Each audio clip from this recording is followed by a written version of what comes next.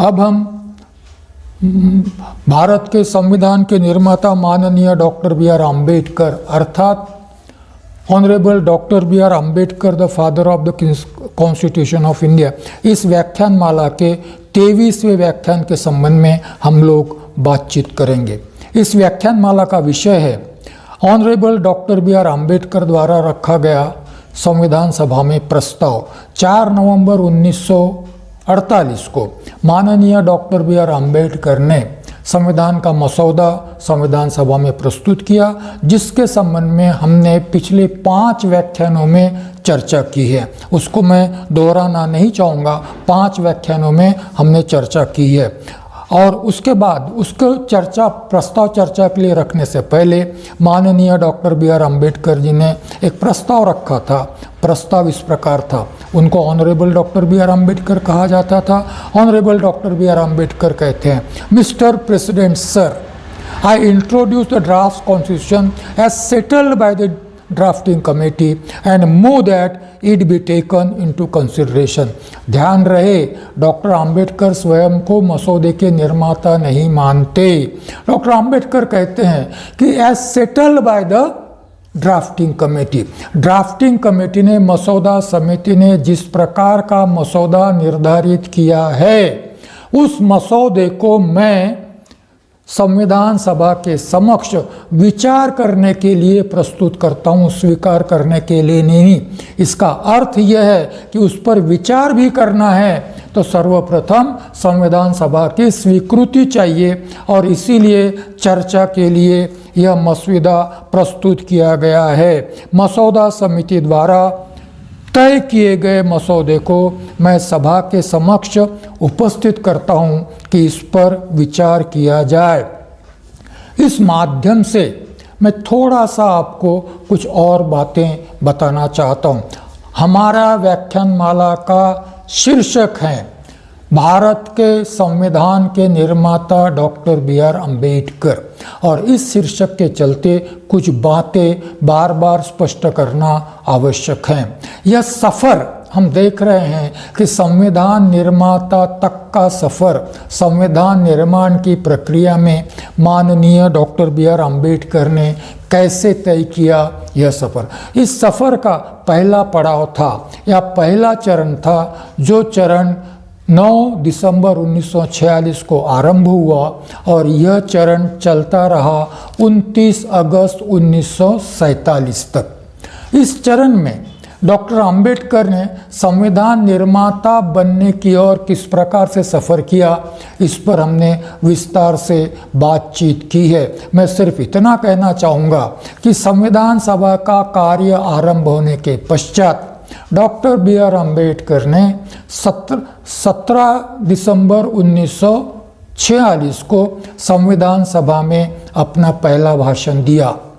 उस समय तक डॉक्टर बी आर अम्बेडकर के प्रति कांग्रेस और गांधी जी के विचारों के लोगों की दृष्टि यह थी कि यह गांधी जी का घोर शत्रु है और यह कांग्रेस का भी घोर शत्रु है, इसको हमने भाषण करने ही नहीं देना चाहिए, इस प्रकार की मानसिकता थी। परंतु 17 दिसंबर 1946 को जो उन्होंने भाषण दिया तो उनके तरफ कांग्रेस का देखने का नज़रिया बदल गया, गांधीवादियों का देखने का नज़रिया बदल गया और अधिक सकारात्मक हुआ। उन्हें एहसास हुआ कि हमारे जितना ही डॉक्टर अंबेडकर भी देशभक्त हैं और देश के लिए संविधान के निर्माण में अपना योगदान देना चाहते हैं और उनके योगदान का स्वागत करना चाहिए। जिस दिन यह कांग्रेस की भूमिका बदल गई, उस दिन डॉक्टर अंबेडकर ने अपने संविधान निर्माता बनने की ओर पहला कदम रखा, ऐसा मैं कहना चाहूँगा। उसके बाद में डॉक्टर अंबेडकर संविधान सभा में सदस्य के रूप में संविधान का ढांचा निर्माण करने की जो प्रक्रिया थी उनमें अपना योगदान देते रहे। मैंने आपसे कहा है कि इस प्रकार से संविधान का ढांचा निर्माण करने के लिए 23 समितियां अलग अलग विषयों पर बनाई गई थी। डॉक्टर बी आर अम्बेडकर 18 समितियों में सदस्य के रूप में थे और यह बताता है कि उनका योगदान समितियों के माध्यम से संविधान के निर्माण में कितना महत्वपूर्ण था उसको रिकॉग्नाइज किया गया, उसको मान्यता दी गई। और इसके चलते संविधान सभा में जब संविधान सभा द्वारा स्थापित विविध समितियों की जब रिपोर्ट प्रस्तुत की जाती थी तो उनमें भी अधिकृत तौर पर डॉक्टर आम्बेडकर को प्रस्ताव रखने के लिए आमंत्रित किया जाता था और उनके योगदान की अपेक्षा की जाती थी, मान्यता दी जाती थी। इस प्रकार से उस प्रक्रिया में डॉक्टर आम्बेडकर ने अपना योगदान दिया और संविधान निर्माता की बनने की ओर उनका सफ़र जारी रहा। इस कार्यकाल में उन्होंने जो भी योगदान दिया उसका फल भी उन्हें निश्चित तौर पर प्राप्त हुआ। जब देश का विभाजन हुआ, पाकिस्तान की निर्मित हुई और जिस प्रदेश का डॉक्टर आम्बेडकर प्रतिनिधित्व करते थे, खुलना और जेसोर, वह पाकिस्तान चला गया। डॉक्टर आम्बेडकर संविधान सभा की सदस्यता से वंचित हो गए। कांग्रेस ने अगुवाई कर उनको फिर से मुंबई से निर्विरोध चुनकर, मुंबई प्रांत से निर्विरोध चुनकर लाया और ये कहा गया अपने पदाधिकारियों को, सरदार वल्लभ भाई पटेल और राजेंद्र प्रसाद ने कहा कि डॉक्टर आम्बेडकर निर्विरोध चुनकर आना चाहिए क्योंकि संविधान निर्माण के लिए उनकी सेवाओं की बहुत अधिक ज़रूरत है। दूसरा परिणाम यह हुआ कि इसके चलते पंडित जवाहरलाल नेहरू के नेतृत्व में जब स्वतंत्र भारत का पहला मंत्रिमंडल बना तब वह मंत्रिमंडल राष्ट्रीय सरकार का प्रतीक था। जो कांग्रेस के नहीं थे ऐसे 5 मंत्री उस मंत्रिमंडल में थे।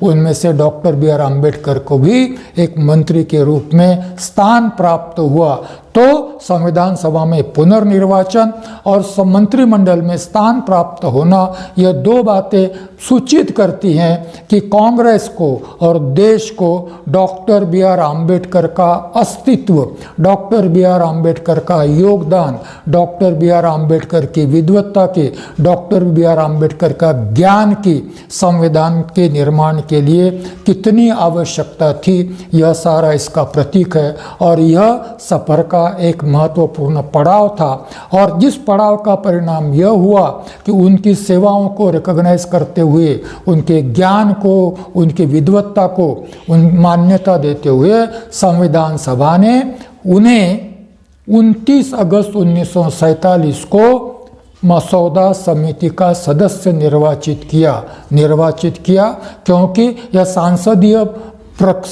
परंपरा की प्रक्रिया थी कि कोई भी समिति जब बनाई जाती है तो संविधान सभा उसमें सदस्यों को निर्वाचित करती है। अविरोध निर्वाचन हुआ, यह बात सही है। श्री PS देशमुख का नाम आया था, उन्होंने अपना नाम विड्रॉ कर लिया, बड़ी अच्छी बात है। और फिर मसौदा समिति ने 30 अगस्त 1947 को उन्हें अपना अध्यक्ष चुना। यह पहला पड़ाव था, बड़ा महत्वपूर्ण स्टेज था। यहाँ तक डॉक्टर आम्बेडकर संविधान निर्माता के रूप में अपना सफ़र तय कर रहे थे। संविधान के निर्माण की भी एक चरण यहाँ पर समाप्त होता है जिसको हम कह सकते हैं कि संविधान का ढांचा कैसे हो, इसके संबंध में संविधान सभा ने कुछ निर्णय लिए। उन निर्णयों के आधार पर मसौदा समिति को संविधान का मसौदा तैयार करने का कार्य सौंपा गया। यह एक चरण पूरा हुआ। दूसरा चरण शुरू होता है 30 अगस्त 1947 को मसौदा समिति मसौदे के निर्माण का कार्य आरंभ करती है। यह कार्य 4 नवंबर 1948 तक चलता रहा। इस दरमियान मसौदे का निर्माण हुआ। इस दरमियान मसौदा लोगों के लिए खुला किया गया, लोगों की प्रतिक्रियाएं आमंत्रित की गई, लोगों की आलोचनाएं आमंत्रित की गई। उन आलोचनाओं का जवाब बाद में 4 नवंबर 1948 को डॉक्टर बी आर अम्बेडकर ने अपने भाषण में, मसौदा प्रस्तुत करते समय के भाषण में दिया, जिसके संबंध में हमने पिछले 3-4 व्याख्यानों में जिसकी चर्चा की। यह सब ठीक है। तो यह दूसरा चरण था संविधान के निर्माण का, मसौदा की निर्मित, यह दूसरा चरण था। अब संविधान के निर्माण की प्रक्रिया 4 नवंबर 1948 से अंतिम चरण में पहुंच गई है। अंतिम चरण में अब लास्ट फेज, और इस फेज को बड़ा ही महत्वपूर्ण है संविधान के निर्माण के संबंध में, उसी प्रकार से संविधान निर्माता के जीवन में भी यह फेज उतनी ही महत्वपूर्ण है, यह चरण उतना ही महत्वपूर्ण है। अब तक समितियों के माध्यम से योगदान दिया, कोई चैलेंज नहीं था किसी का मतलब संविधान सभा का कोई सदस्य उनको चैलेंज करने की स्थिति में नहीं था। भाई जिनको भी योगदान देना था दे रहे थे। डॉक्टर बी आर अम्बेडकर ने भी योगदान दिया। संविधान सभा में चर्चाओं में सहभागी होते थे, कोई चैलेंज नहीं था, कोई आह्वान नहीं था। परंतु अब मसौदे के निर्माण के बाद, यह मसौदा भी डॉक्टर आम्बेडकर ने निर्माण किया है। भले ही डॉक्टर आम्बेडकर कहते हो कि मसौदा समिति ने जो मसौदा तय किया है उसको मैं प्रस्तुत कर रहा हूँ, इसके संबंध में आगे की चर्चा में इसका उल्लेख आएगा, जो हम बाद में इसके बारे में देखेंगे। परंतु अब स्थिति बदल गई है 4 नवंबर के बाद। 4 नवंबर के भाषण के बाद, मसौदा विचार के लिए प्रस्तुत करने के बाद संविधान सभा की स्थिति बदल गई। अब स्थिति यह हो गई कि डॉक्टर आम्बेडकर मसौदा समिति के अध्यक्ष के नाते एक तरफ और सारी संविधान सभा दूसरी तरफ, डॉक्टर आम्बेडकर ने जो भी प्रस्ताव रखा उस प्रस्ताव की आलोचना, उस प्रस्ताव पर संशोधन अब बाकी के सदस्यों को रखने थे और उनका जवाब डॉक्टर आम्बेडकर को देना था, क्योंकि मसौदा समिति के अध्यक्ष के नाते यह उनकी जिम्मेदारी थी। इसको सही अर्थों में आगे हम देखेंगे। एक सदस्य ने कहा है कि it is a piloting of the constitution. Piloting of the constitution का अर्थ होता है कि जो सदस्यों ने इसके संबंध में आलोचनाएं की, जिन्होंने संशोधन रखा, जिन्होंने प्रश्न उपस्थित किए, जिन्होंने शंकाएं उपस्थित की, उनकी शंकाओं का, उनके प्रश्नों का, उनके आलोचनाओं का, उनके आक्षेपों का उत्तर देते हुए डॉक्टर बी आर अम्बेडकर को उनको अपनी बात मनवानी थी। इसीलिए मैंने कहा कि एक तरफ डॉक्टर आम्बेडकर थे और दूसरी तरफ विरुद्ध नहीं, दूसरी तरफ पूरी संविधान सभा थी, क्योंकि यह प्रक्रिया थी संविधान के निर्माण की। और इसीलिए इस प्रक्रिया में एक तरफ डॉक्टर आम्बेडकर और दूसरी तरफ सारी संविधान सभा, ऐसा माहौल अब इसके आगे हमें देखने को मिलेगा। अब हम डॉक्टर बी आर अम्बेडकर द्वारा रखे गए प्रस्ताव पर संविधान सभा में जो बहस हुई, जिन सदस्यों ने इसमें हिस्सा लिया, उनके बारे में जानने का प्रयास करते हैं। प्रस्ताव यह था, mister president sir, I introduce the draft constitution as settled by the drafting committee and move that it be taken into consideration. मसौदा समिति द्वारा तय किए मसौदे को मैं सभा के समक्ष उपस्थित करता हूं कि इस पर विचार किया जाए।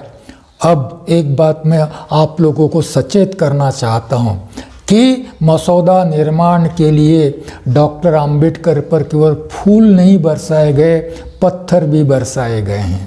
डॉक्टर आम्बेडकर अब अपने आप को तैयार कर रहे थे पत्थर झेलने के लिए और फूलों का स्वीकार करने के लिए भी। लोगों ने इतनी कठोरतम आलोचना की कि जिसकी कल्पना जिन्होंने संविधान सभा डिबेट्स पढ़े हैं केवल उन्हीं को आ सकती हैं। जिन्होंने संविधान सभा डिबेट्स नहीं पढ़े उनको डॉक्टर बी आर अम्बेडकर को मसौदे की प्रस्तुति के बाद से लेकर तो संविधान के निर्माण तक कितनी कठोर आलोचनाओं का सामना करना पड़ा। उसी प्रकार से कितने बार अभिनंदन को भी स्वीकार करना पड़ा, इसकी कल्पना हम लोग नहीं कर सकते हैं। पढ़िए संविधान सभा डिबेट्स, जो अंग्रेजी, मराठी, हिंदी तीनों में अवेलेबल है। सबसे पहले बोलने के लिए खड़े हुए मौलाना हसरत मोहानी। सबसे पहले प्रस्ताव रखे बराबर डॉक्टर बी आर अम्बेडकर का भाषण जब समाप्त हो गया तभी मौलाना हसरत मोहानी खड़े हो गए और बात करने के लिए। मौलाना हसरत मोहानी यह मूलतः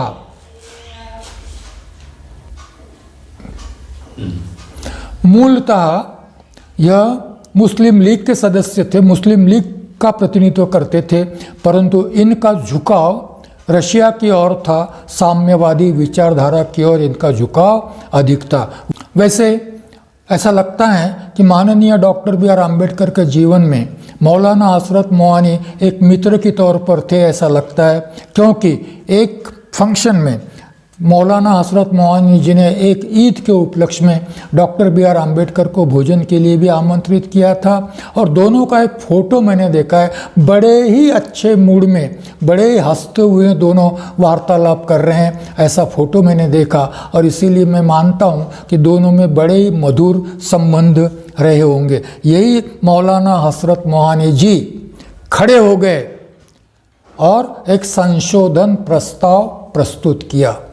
इसके पहले संशोधन प्रस्ताव की बात हम लोगों ने कब की थी, आप लोग जानते होंगे कि 13 दिसंबर 1946 को पंडित जवाहरलाल नेहरू ने ध्येय और उद्दिष्ट का प्रस्ताव रखा था, और 16 दिसंबर 1946 को उस प्रस्ताव पर संशोधन रखा था श्री जयकर जी ने, डॉक्टर जयकर जी ने संशोधन रखा था, और डॉक्टर बी आर अम्बेडकर प्रस्ताव और संशोधन दोनों पर बात कर रहे थे।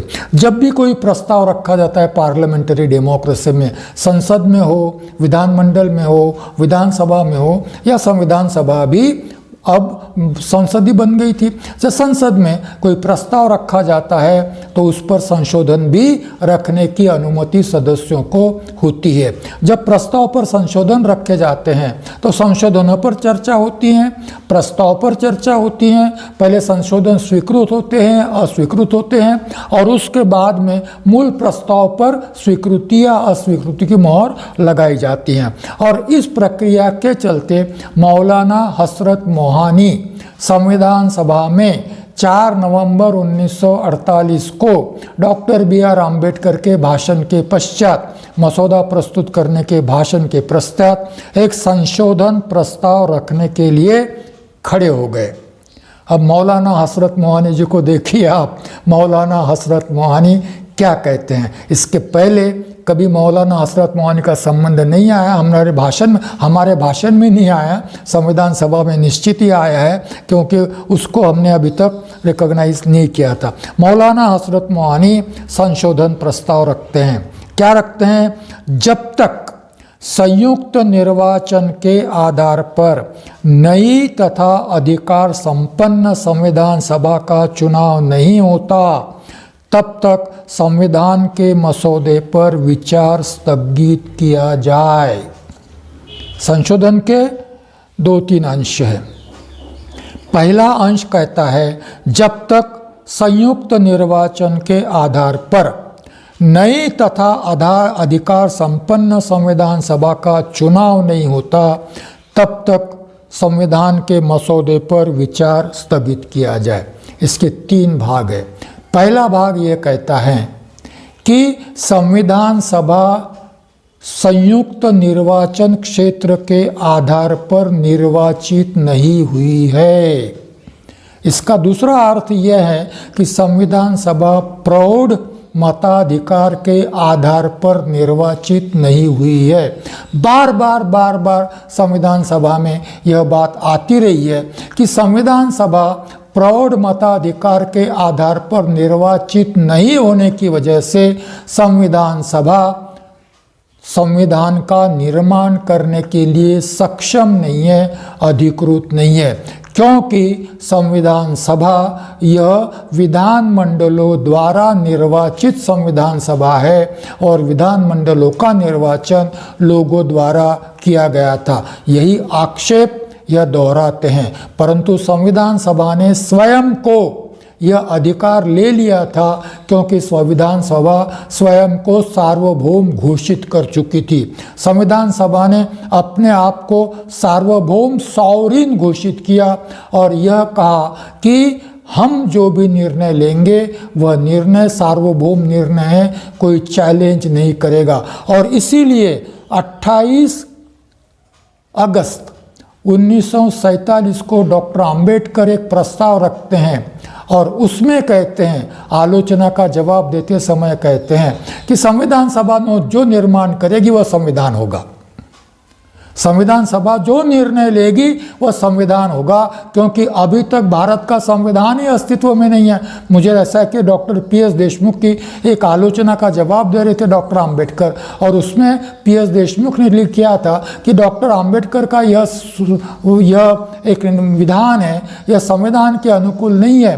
डॉक्टर अंबेडकर जवाब में कहते हैं जब संविधान ही नहीं है तो संविधान की अनुकूलता की बात कहाँ पर आती है भाई। हम संविधान सभा है और संविधान सभा जो निर्णय लेगी वही संवैधानिक होगा, वही संविधान होगा। परंतु यहाँ फिर से मसौदा रखने के बाद हसरत मोहानी जी, मौलाना हसरत मोहानी जी कहते हैं कि आप स्वयं को मिलाकर हम प्रौढ़ मताधिकार के आधार पर निर्वाचित नहीं हुए हैं। नंबर 1, निर्वाचन प्रौढ़ मताधिकार के आधार पर होना चाहिए और वह भी संयुक्त निर्वाचन क्षेत्र के आधार पर होना चाहिए, क्योंकि मुसलमानों को उस समय तक संविधान में निर्वाचित होने तक संयुक्त मतदार संघ के आधार पर एक स्वतंत्र मतदार संघ की व्यवस्था थी, उसके चलते वह निर्वाचित होते थे और इसीलिए उन्होंने संयुक्त निर्वाचन क्षेत्र की बात कही थी। और तीसरी बात वो कहते हैं तब तक के लिए जब तक नई संविधान सभा संयुक्त निर्वाचन क्षेत्र के आधार पर या प्रौढ़ मताधिकार के आधार पर निर्वाचित नहीं होती, तब तक संविधान के मसौदे पर चर्चा नहीं की जानी चाहिए। संविधान के मसौदे पर चर्चा स्थगित रखनी चाहिए। दूसरा बहुत बड़ा आरोप वो राजकीय पक्षों पर कहते हैं, पॉलिटिकल पार्टीज पर कहते हैं। वह कहते हैं कि भारत में सांप्रदायिक दलों की जगह राजनीतिक दलों का निर्माण न हो जाए तब तक चर्चा नहीं की जानी चाहिए। मुस्लिम लीग सांप्रदायिक है ये वो मानते हैं, परंतु कांग्रेस भी सांप्रदायिक पार्टी है, ऐसा उनका आरोप है। और वो कहते हैं कि जो सांप्रदायिक दल होते हैं वह एक सेक्युलर कॉन्स्टिट्यूशन निर्माण नहीं कर सकते। क्या आरोप है उनका?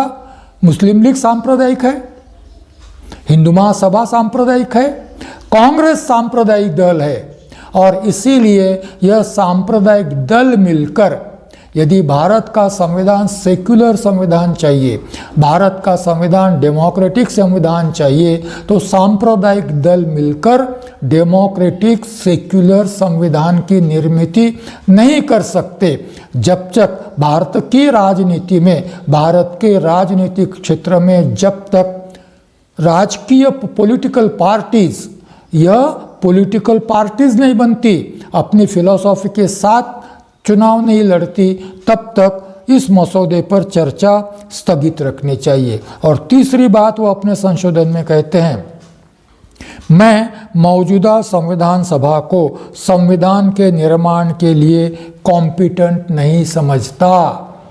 ये सारे आक्षेप क्यों लेते हैं वो कहते हैं कि भाई हम यहाँ बैठे हुए लोग सक्षम नहीं हैं, कॉम्पिटेंट नहीं है संविधान के निर्माण के लिए, और इसीलिए इस संविधान सभा ने मसौदे पर चर्चा नहीं करनी चाहिए, मसौदे को चर्चा स्थगित रखनी चाहिए। और जब तक नई संविधान सभा प्रौढ़ मताधिकार के आधार पर पॉलिटिकल पार्टीज के सहयोग से निर्वाचित नहीं होती, तब तक इस मसौदे पर चर्चा स्थगित रखनी चाहिए।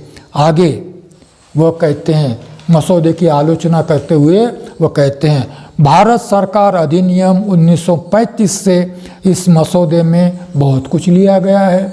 बार बार ये आरोप रिपीट होते जाएंगे। डॉक्टर BR अम्बेडकर ने इस आलोचना का जवाब दे दिया 4 नवंबर के भाषण में। उसी दिन के भाषण में डॉक्टर BR अम्बेडकर ने यह स्वीकार किया कि मैंने 1935 के भारत सरकार अधिनियम से बहुत कुछ लिया है, मजबूरी थी, लेना पड़ा, क्योंकि भारत में लोकतंत्र की परंपरा नहीं है। और इसीलिए प्रशासन के संबंधी, एडमिनिस्ट्रेशन के संबंधी बहुत सारी बातें 1935 के कानून से लेकर संविधान में रखनी पड़ी।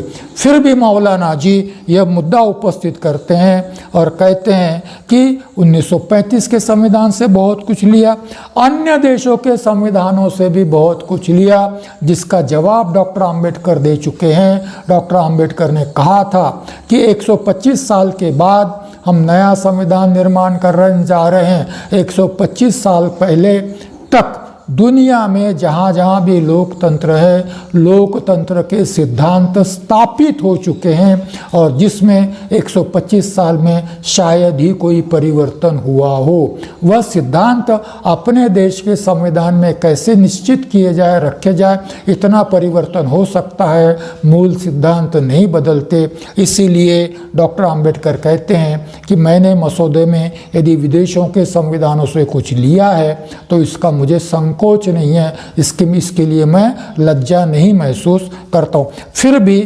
वह दोहराते हैं, मौलाना जी दोनों आरोप फिर से दोहराते हैं और फिर एक सुझाव देते हैं। भाई डॉक्टर आम्बेडकर, अन्य देशों के संविधानों से लेना ही था तो सोवियत यूनियन के संविधान से क्यों नहीं लिया? मतलब संविधान में आपने कम्युनिज्म की फिलॉसफी क्यों नहीं लाई? पूंजीवादी फिलॉसफी क्यों लाना चाहते हो आप? अमेरिका और ब्रिटेन पूंजीवाद का प्रतिनिधित्व करते हैं, सोवियत यूनियन साम्यवाद का प्रतिनिधित्व करता है। भारत के संविधान में आपको विदेशों से कुछ लेना ही था तो पूंजीवादी डेमोक्रेसी के संविधानों से कुछ लेने की बजाय साम्यवादी यदि लेते, रशिया से लेते तो मुझे बड़ी खुशी होती। अब लास्ट सेंटेंस बॉम्ब है, बॉम्ब। इतना बड़ा बॉम्ब कभी डॉक्टर बी आर आम्बेडकर ने अपेक्षा नहीं की थी। आप भी शायद, आपको भी शॉक लगेगा मौलाना जी जो कहते हैं उससे। आपको मैं शॉक से बचने के लिए तैयार करना चाहता हूँ। सुनिए अपने भाषण के अंत में मौलाना जी क्या कहते हैं। मौलाना जी क्या कहते हैं? जब यह डॉक्टर बी आर आम्बेडकर ने सुना होगा तब उनको कैसे लगा होगा। जिस मसौदे पर डॉक्टर बी आर आम्बेडकर ने 30 अगस्त 1947 से 4 नवंबर 1948 तक करीब करीब 12 महीने परिश्रम किया, उस परिश्रम पर कोई इस प्रकार का विधान कर पानी फेर दे तो कैसा लगेगा? यह सिर्फ आप कल्पना कीजिए, हम कल्पना कर सकते हैं डॉक्टर आम्बेडकर को कैसे लगा होगा। मैं सिर्फ कल्पना कर सकता हूँ, उसका एहसास शायद हो न हो। क्या कहते हैं मौलाना ji? We regard this constitution frame by you mister Ambedkar, we regard this constitution framed by you worthy of being consigned to the waste paper basket।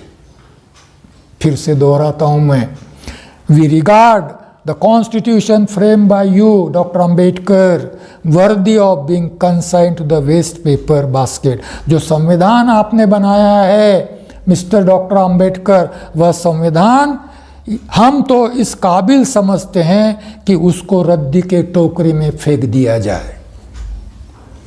क्या कहते हैं मौलाना जी? जो संविधान आपने बनाया है डॉक्टर बी आर आम्बेडकर, उसको हम इस काबिल समझते हैं कि इसको तो रद्दी के टोकरी में फेंक दिया जाए। यह अधिकृत है। यह संविधान सभा डिबेट्स में आपको पढ़ने को मिलेगा और कहीं भी आपको पढ़ने को नहीं मिलेगा। क्या क्या सुनना पड़ा संविधान निर्माण करते समय डॉक्टर बी आर आम्बेडकर को, यह उसकी एक झलक मात्र है। आगे तो और भी कठिन परीक्षा होने वाली है डॉक्टर आम्बेडकर की, आगे तो और भी कठिन। फिर से दोहराता हूँ क्योंकि दोहराते समय मुझे दुख हो रहा है कि भाई इस प्रकार की भाषा का प्रयोग भी संविधान सभा में किया गया और जिसको सांसदीय माना गया, जिसको सांसदीय माना गया। मौलाना जी कहते हैं, We regard the constitution framed by you, Mr. Dr. Ambedkar, worthy of being consigned to waste paper basket। जो संविधान आपने बनाया है महोदय, हम तो हम तो इस काबिल समझते हैं कि उसे रद्दी की टोकरी में फेंक दिया जाए। यहाँ मौलाना जी रुक गए। यहाँ मौलाना जी का प्रस्ताव पर संशोधन पर भाषण समाप्त हुआ। उसके बाद में उठ खड़े हुए श्री दामोदर स्वरूप सेठ। उसके बाद में खड़े हुए श्री दामोदर स्वरूप सेठ, उन्होंने भी एक संशोधन रखा। संशोधन इस प्रकार से है, whereas the present constitutional assembly was not elected by on the basis of adult franchise। फिर से वो मौलाना जी का आर्गुमेंट दोहराते हैं, यह संविधान सभा प्रौढ़ मताधिकार के आधार पर चुनकर नहीं आई है। इसलिए संविधान सभा ने भी बहुत बार इसका जवाब दे दिया है। डॉक्टर अंबेडकर ने भी बहुत बार इस आलोचना का जवाब दे दिया है। संविधान सभा ने अपने आप को सार्वभौम भी घोषित कर दिया है। फिर भी मौलाना और दामोदर स्वरूप सेठ फिर से वह बात दोहराते हैं कि संविधान सभा प्रौढ़ मताधिकार के आधार पर चुनकर नहीं आने की वजह से वर्तमान संविधान सभा संसद के रूप में तो कार्य कर सकती है। 28 अगस्त 1947 डॉक्टर बी आर अम्बेडकर द्वारा संविधान सभा में प्रस्ताव रखा गया था कि वर्तमान संविधान सभा इसके आगे संसद के रूप में भी कार्य करेगी, और वो प्रस्ताव स्वीकृत हो गया था।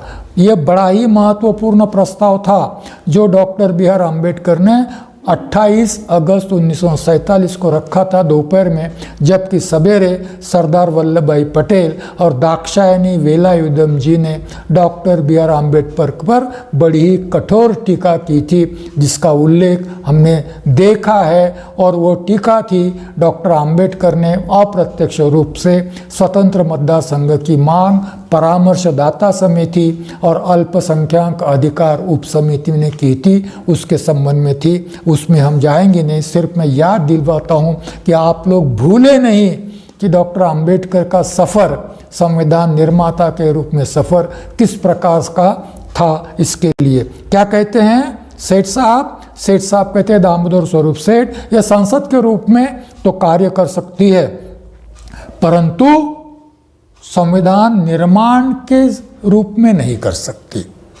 जब तक नई संविधान सभा प्रौढ़ मताधिकार के आधार पर चुन कर नहीं आती, तब तक, क्या दोहराते हैं, जब तक नई संविधान सभा प्रौढ़ मताधिकार के आधार पर चुन कर नहीं आती, तब तक नई संविधान सभा इस मसौदे पर चर्चा स्थगित रखी जाए और नई संविधान सभा में यह मसौदा चर्चा के लिए रखा जाए। मसौदा खारिज नहीं करते, दामोदर स्वरूप सेठ मसौदे को खारिज नहीं कर रहे हैं, परंतु मसौदे पर चर्चा स्थगित रखने की बात कर रहे हैं, यह कहते हुए कि संविधान सभा संसद के रूप में तो जरूर कार्य करते रहनी चाहिए, परंतु यह प्रौढ़ मताधिकार के आधार पर चुनकर नहीं आई है। इसीलिए नई संविधान सभा गठित करनी चाहिए जो प्रौढ़ मताधिकार के आधार पर चुनकर आनी चाहिए, और फिर यही मसौदा उस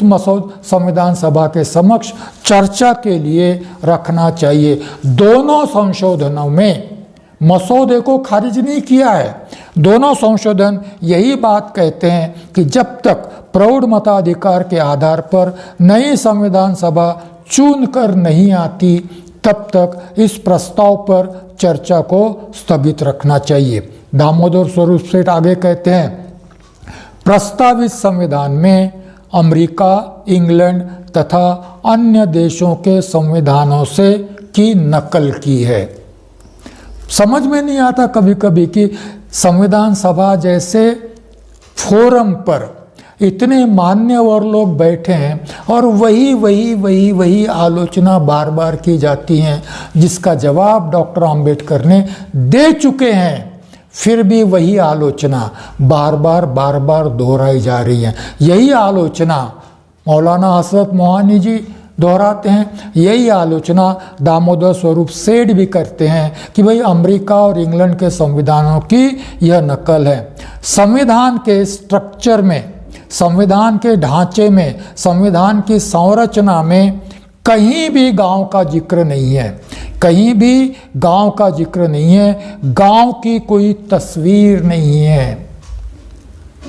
मैंने कहा था आपसे पिछले भाषण में, जब डॉक्टर आम्बेडकर गांव के बारे में कहते हैं, जब डॉक्टर आम्बेडकर गांव के संबंध में कहते हैं, Dane of ignorance, Dane of communalism, Dane of communalism, Dane of ignorance, Dane of communalism, ये परनाले हैं, कालकोठरियाँ हैं गांव, और उस गांव का अब इसके आगे बार बार जिक्र आने वाला है। सेठ साहब ने उसको आरंभ कर दिया है। सेठ साहब कहते हैं कि भाई गांव हमारे लिए महान है, गांव गांधी जी के लिए महान है, गांव की स्वायत्तता महान है, गांव हमारे लिए मिनी रिपब्लिक है। और ऐसे गांव का जिक्र संविधान की संरचना में कहीं पर भी नहीं है, गांव की तस्वीर कहीं पर भी नहीं है। और फिर आगे कहते हैं संविधान का आधार लोकल सेल्फ गवर्नमेंट होना चाहिए, इसका कोई जिक्र नहीं है।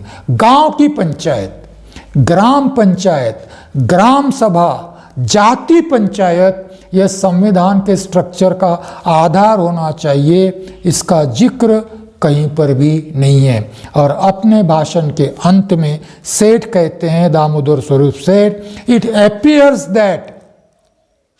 appears that the draft constitution stands on its head and not on its leg.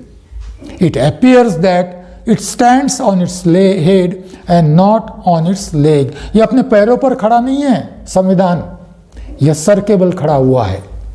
क्या कहते हैं सेठ साहब? एक कहते हैं कि रद्दी की टोकरी में डाल देना चाहिए, और दूसरे कहते हैं कि सर के बल खड़ा है, उल्टा खड़ा है।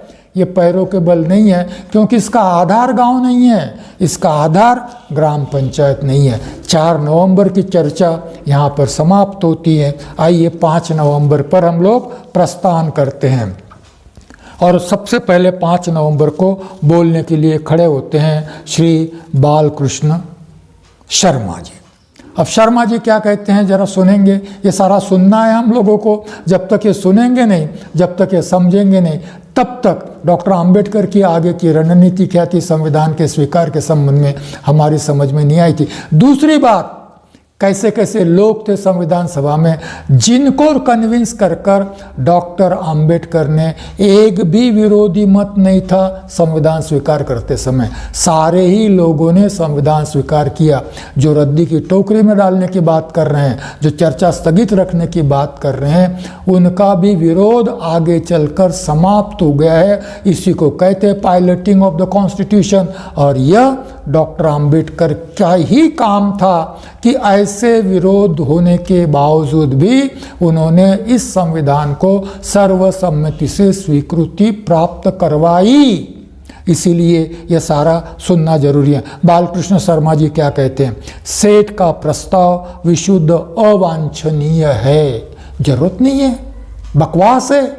इस प्रकार का प्रस्ताव रखना यह बकवास है, अवांछनीय है। यहाँ हम संविधान के निर्माण के लिए एकत्रित हुए। सेठ साहब को आक्षेप तो आए क्यों भाई संविधान सभा में?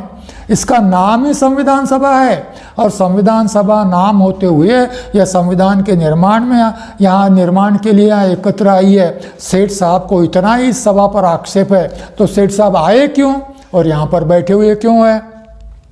उनका तर्क, शर्मा जी कहते हैं, मेरी क्षुद्र बुद्धि में, बड़े आदमी कभी कभी ऐसी बात कर देते हैं, मेरी क्षुद्र बुद्धि में इतना लंगड़ा, इतना लूला, इतना बहरा, इतना अंधा है कि जिसकी कोई सीमा नहीं। स्पष्टीकरण नहीं दूंगा मैं, इसका समझने वाली बात है, मैं दोहराता हूँ सिर्फ।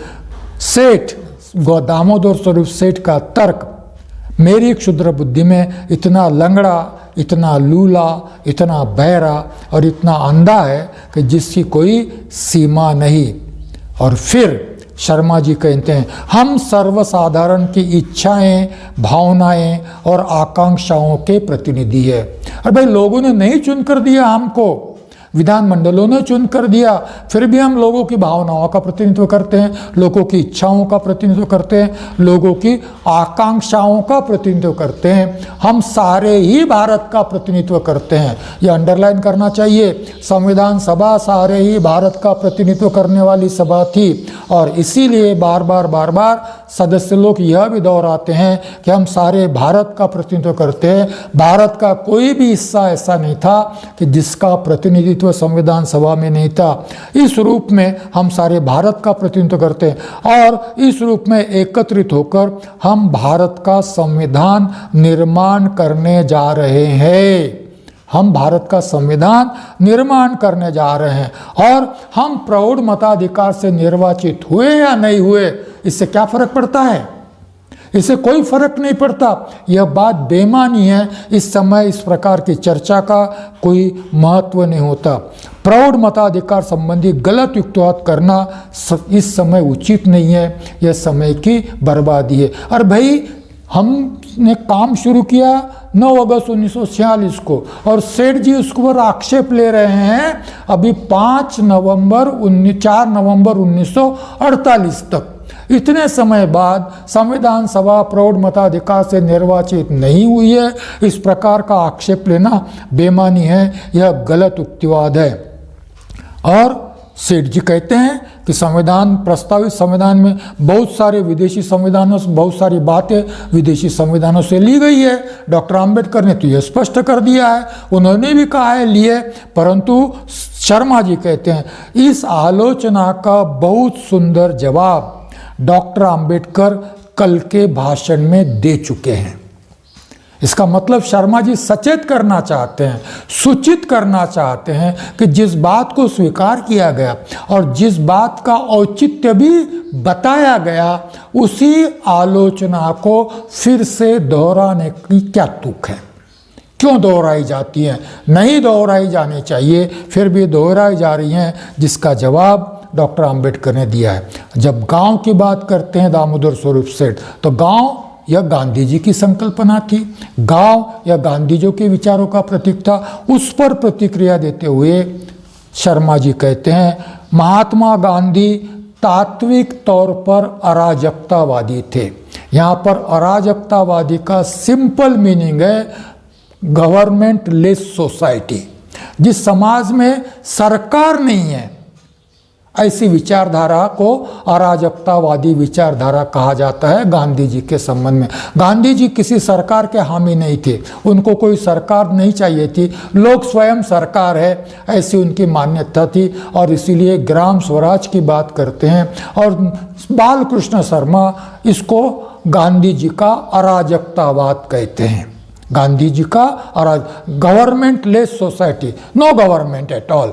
और फिर कहते हैं कि इस प्रकार का अराजकतावाद और गांधी के शब्द दोहराकर हम क्या बताना चाहते हैं? अनुसार इस समय इस आधार पर, इस अराजकतावादी सिद्धांतों के आधार पर कार्य करना और उस प्रकार का संविधान निर्माण करने के प्रयास हास्यास्पद होंगे। ये स्वयं कांग्रेसी है, स्वयं गांधी को मानने वाले हैं, परंतु फिर भी कहते हैं गांधी जी के अराजकतावाद पर संविधान का निर्माण नहीं हो सकता, गांधी जी के सिद्धांतों पर यह देश नहीं चल सकता। ध्यान रहे, ढूंढ कर देखिए कि गांधी जी के सिद्धांत संविधान में कहीं पर भी नहीं है। बार बार रोते हैं बेचारे कांग्रेस वाले, आगे चलकर बार बार आपको सुनना पड़ेगा, ढूंढना पड़ेगा कि भारत के संविधान में गांधी कहाँ है। यहाँ शर्मा जी का कथन समाप्त होता है। आइए प्रोफेसर शिब्बन लाल सक्सेना क्या कहते हैं। प्रोफेसर शिब्बन लाल सक्सेना संविधान सभा के एक बड़े ही जाने माने सदस्य रह चुके हैं और उनका बहुत अधिक योगदान रहा है इस सारी चर्चा की प्रक्रिया में। हर महत्वपूर्ण मुद्दे पर उन्होंने अपने विचार व्यक्त किए हैं। शर्मा जी क्या कहते हैं, डॉक्टर आम्बेडकर से मुझे यह सुनकर दुख हुआ कि वे इस प्रणाली से घृणा करते हैं जिसमें ग्रामों की इच्छा सर्वोपरि है। मैंने अभी थोड़ी देर पहले आपसे कहा इसी व्याख्यान में कि ये गांव की बात बार बार आती जाएगी, क्योंकि डॉक्टर आम्बेडकर ने गाँव को प्रणाली कहा है, डॉक्टर आम्बेडकर ने गाँव को डेन ऑफ इग्नोरेंस कहा है, काल कोठरियाँ के अज्ञान की, अंधश्रद्धा की, जातीयवाद की, सांप्रदायिकवाद की काल कोठरी कहा है। और आगे कहा है कि हमने गाँव को फेंक दिया है, त्याग दिया है, उसका बहिष्कार कर दिया है। ये हमारे लिए बड़ी अच्छी बात है। कांग्रेसी बड़े दुखी है, सारे लोग दुखी है, और शिब्बन लाल सक्सेना भी दुखी है। और दुख को व्यक्त करते हुए कहते हैं कि डॉक्टर आम्बेडकर से मुझे यह सुनकर दुख हुआ कि वे उस प्रणाली से घृणा करते हैं जिसमें ग्रामों की इच्छा सर्वोपरि मानी जाती है। गांधी जी कहते थे कि भारत गांवों का देश में है और भारत गांव में सुखी है। डॉक्टर आम्बेडकर कहते थे भारत गांव का देश है और लोग गांव में दुखी है। ये विचारधारा है। गांधी की विचारधारा क्या कहती है? भारत गांवों का देश है। 46, 47, 48 की बात हम कर रहे हैं। भारत गांवों का देश है और लोग गांव में सुखी है। डॉक्टर आम्बेडकर कहते हैं भारत गांवों का देश है, गांव में लोग दुखी है क्योंकि वह निरक्षर हैं, अशिक्षित है, अंधश्रद्धा है, जातिवाद है, संप्रदायवाद है, शोषण है, पीड़ा है, अन्याय है, अत्याचार है, इसलिए गांव के लोग दुखी है। गांधी जी गांव को सुखी कहते हैं। गांधी जी का गांव सपनों का आदर्श गांव था। डॉक्टर आम्बेडकर का गांव वास्तव गांव था, जहां से डॉक्टर आम्बेडकर स्वयं आए थे, जहां डॉक्टर आम्बेडकर स्वयं आए थे गांव से। कहीं कोंकण में उनका दापोली नाम के गांव का उनके पूर्वज रहते थे। गांव उन्होंने देखा है, गांव की शाला उन्होंने देखी है, गांव के स्कूल उन्होंने देखा है। गांव भूखे चुके हैं, पानी पीने को नहीं मिलता था। यह गांव है क्या? जहां डॉक्टर आम्बेडकर को पानी पीने को नहीं मिलता था, पानी को छूने को नहीं मिलता था, उस गांव की तारीफ करेंगे डॉक्टर आम्बेडकर संविधान के निर्माण में। यह गांधी की फिलॉसफी और डॉक्टर आम्बेडकर की फिलॉसफी का अंतर है। गांधी जी का गांव सुखी संपन्न गांव था, डॉक्टर आम्बेडकर का गांव दुखी था, संप्रदायवादी था, जातिवादी था, अंधश्रद्धावादी था, अज्ञानता का काल कोठरी था गांव, इस प्रकार से। और इसीलिए शिब्बन लाल सक्सेना कहते हैं डॉक्टर बी आर अम्बेडकर से मुझे यह सुनकर दुख हुआ कि उन्होंने गाँवों के प्रति घृणा व्यक्त की और ग्रामों की इच्छा सर्वोपरि नहीं मानी। मेरे विचार से हमें इस भाव को उचित संशोधन करना होगा।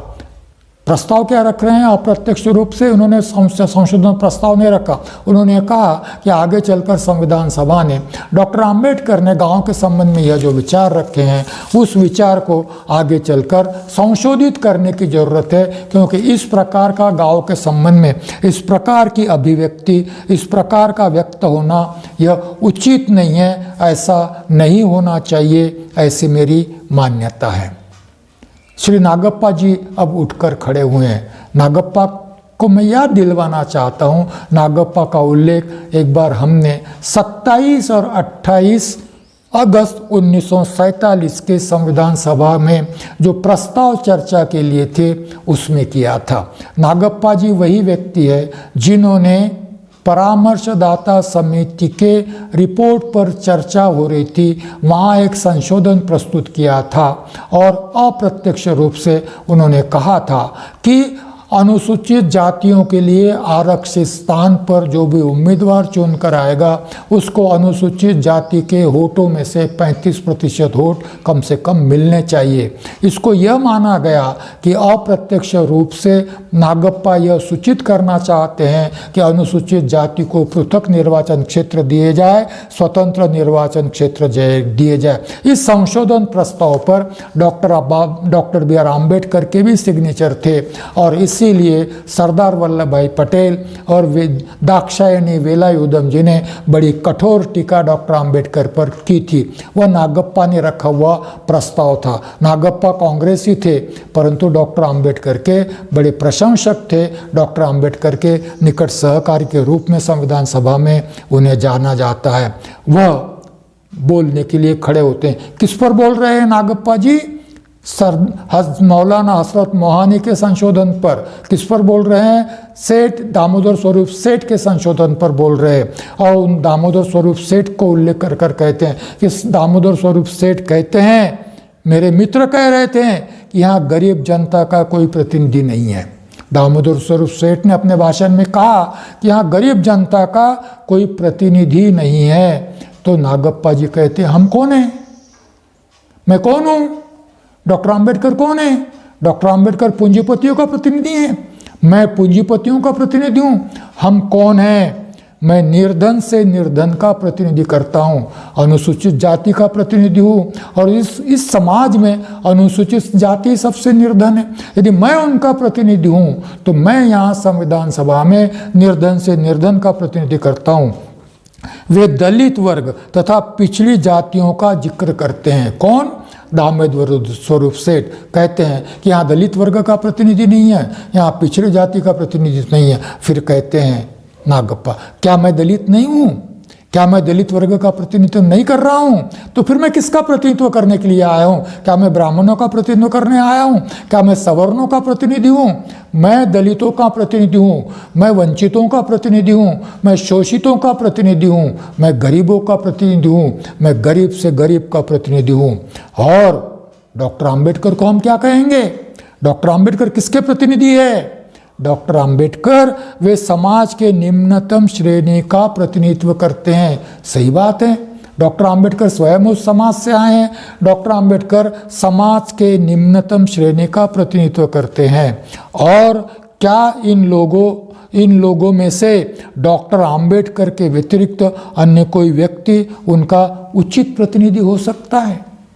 अब यहाँ पर ध्यान रहे, गांधी जी ने राउंड टेबल कॉन्फ्रेंस में कहा था, मैं कांग्रेस का प्रतिनिधि हूँ, मैं भारत का प्रतिनिधि हूँ, इसीलिए मैं पददलित वर्गों का भी प्रतिनिधि हूँ। आम्बेडकर किसका प्रतिनिधित्व करते मुझे मालूम नहीं, चैलेंज किया था आम्बेडकर के प्रतिनिधित्व को, आम्बेडकर के नेतृत्व को। परंतु यहाँ गांधी जी के शिष्य नागप्पा कहते हैं कि क्या पददलित वर्गों का प्रतिनिधित्व करने के लिए आम्बेडकर के अलावा और भी कोई योग्य व्यक्ति हो सकता है? कांग्रेसियों की मान्यता मानिए इसको कि गांधी जी से भी अधिक योग्य वह डॉक्टर आम्बेडकर को मानते हैं पददलित वर्ग का प्रतिनिधित्व करने के लिए। इतिहास भी कभी कभी बड़ा सुंदर बदला लेता है, उसका यह प्रतीक है। 32 में कांग्रेसी कहते थे कि गांधी पददलित वर्गों के सबसे योग्य प्रतिनिधि है, और 48 में वही कांग्रेसी कहने लग गए कि डॉक्टर आम्बेडकर के अलावा पददलित वर्गों का उचित प्रतिनिधित्व और कौन कर सकता है। और आगे नागप्पा जी कहते हैं, यह हमारा सौभाग्य है कि संविधान के निर्माण का कार्य डॉक्टर आम्बेडकर के समान समाज के निम्नतम श्रेणी के वास्तविक प्रतिनिधि को सौंपा गया है। बड़े सुंदर शब्द है। हमने मौलाना हजरत मोहानी जी के शब्द सुने, अब नागप्पा जी के भी शब्द सुन लीजिए। नागप्पा जी क्या कहते हैं? यह हमारा सौभाग्य है कि संविधान के निर्माण का कार्य डॉक्टर BR आम्बेडकर समान समाज के निम्नतम श्रेणी के वास्तविक प्रतिनिधि को सौंपा गया है। निम्नतम श्रेणी, वास्तविक प्रतिनिधि, सही प्रतिनिधित्व, और वहाँ से उनका प्रतिनिधित्व करने वाले डॉक्टर आम्बेडकर को संविधान के निर्माण का कार्य सौंपा गया है। यह हमारे लिए बड़े ही सौभाग्य की बात है। यहाँ पर संशोधन पर चर्चा समाप्त होती है, मसौदे पर चर्चा भी शुरू नहीं हुई। अभी चर्चा शुरू है मौलाना हजरत मोहानी द्वारा रखे हुए संशोधन पर, दामोदर स्वरूप सेठ द्वारा रखे हुए संशोधन पर। दोनों ने अपने अपने संशोधन रखे। उस पर श्री बालकृष्ण शर्मा ने अपनी बात कही, उस पर श्री चिब्बनलाल सक्सेना जी ने अपनी बात कही, उस पर श्री नागप्पा जी ने अपनी बात कही, अन्यों भी सदस्यों ने अपनी बात कही और अब अध्यक्ष महोदय दोनों संशोधनों को संविधान सभा में मत के लिए रखते हैं और दोनों संशोधन मौलाना हसरत मोहानी का संशोधन नकार दिया जाता है, सभा उसको अस्वीकृत करती है। सेठ दामोदर स्वरूप सेठ का संशोधन भी अस्वीकृत किया जाता है और फिर अध्यक्ष महोदय कहते हैं कि दोनों संशोधन अस्वीकृत हो गए हैं, अब संविधान सभा संविधान के मसौदे पर अपनी चर्चा आरंभ करेगी और फिर वह प्रस्ताव को दोहराते हैं। डॉक्टर आम्बेडकर द्वारा रखा हुआ प्रस्ताव, mister president sir, I introduce the draft constitution as settled by the drafting committee and move that it be taken into consideration.